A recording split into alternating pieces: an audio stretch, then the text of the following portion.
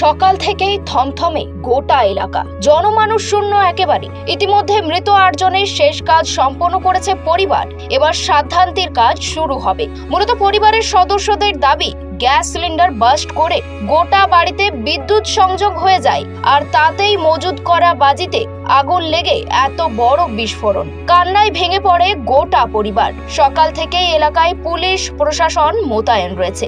গতকাল এই ঘটনাস্থল দেখতে যেখানে হাজার হাজার মানুষ ভিড় জমাচ্ছিল, সেখানে আজ শুনশান হয়ে রয়েছে গোটা এলাকা। আমি বাড়িতে ছিলাম, হঠাৎ শব্দ শুনে ছুটে গিয়ে দেখি গ্যাস সিলিন্ডারটা লিক করে গেছে।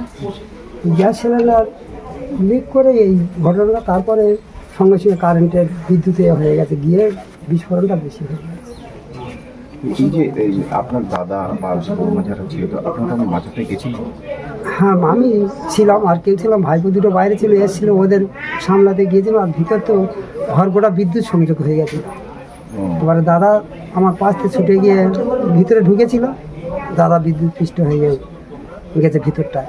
সেই সময় ঘরের মধ্যে কতজন ছিল? ঘরের মধ্যে ওরাই ছিল মোট 9 জন। বৌদি বাইরে ঘরটা ছিল, উনি কোনো রকম বাইরে পালিয়ে গেছিল অনেক। আর দাদা ওই বাইরে গিয়ে আবার মানে একটা নাতি ভিতরে বাড়ানো ছিল, তার আনতে গিয়ে বিদ্যুৎ পৃষ্ঠ হয়ে গেছে। মানে ওই বাসটা বিদ্যুৎটাই হয়ে গেছে, বডি হয়ে গেছে শুধু। আপনারা ঢুকতে পারেন না, আর ঢুকতে পারি না।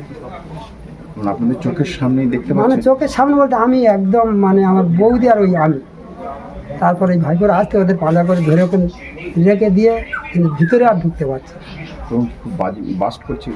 হ্যাঁ, প্রচুর চোখে দিয়ে ঘরটা বাস্ট হচ্ছিল। এবারে মানে আমরা টমেটো চাষ, এমনি ধান চাষ, বিভিন্ন রকম সবজি চাষ করা হয়। তো ভাইপো এটা কি করতো আগে? ভাইপো চাষবাস করতো, আচ্ছা। ও চাষবাস করতো, এবার টুকটাক মাল এবারে কিনে কাটে এনে ওই বিক্রি বাক্রি করতো। যেমন আইডিটা যেমন কাছে নিয়ে আসতো, এনে বিক্রি করতো। তারপর ওই করতে করতে টুকটাক এই বাজি করে বিক্রি করে। যে এমন মহামারী যে প্রচুর বাজি করে বিক্রি করে, সেই রকম খুব মহামারীর ব্যাপার ছিল। তো ওই বাজিতে হঠাৎ করে বাজি তৈরিতে এলো কেন?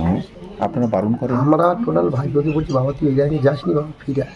তো বলে কাকা আমি অল্প স্বল্প করি, বাদ বাকি মাংস আমি কিনে এনে বিক্রি করি। তো এখানে যে বারুদ, প্রচুর বারুদ যে সরঞ্জাম, ওই তো সাহায্য, মানে ওই কিনে এনে সবে তৈরি করে বলে পুজোর সামনে পুজো আসছে বলে আমি অল্প স্বল্প নিয়ে যায়।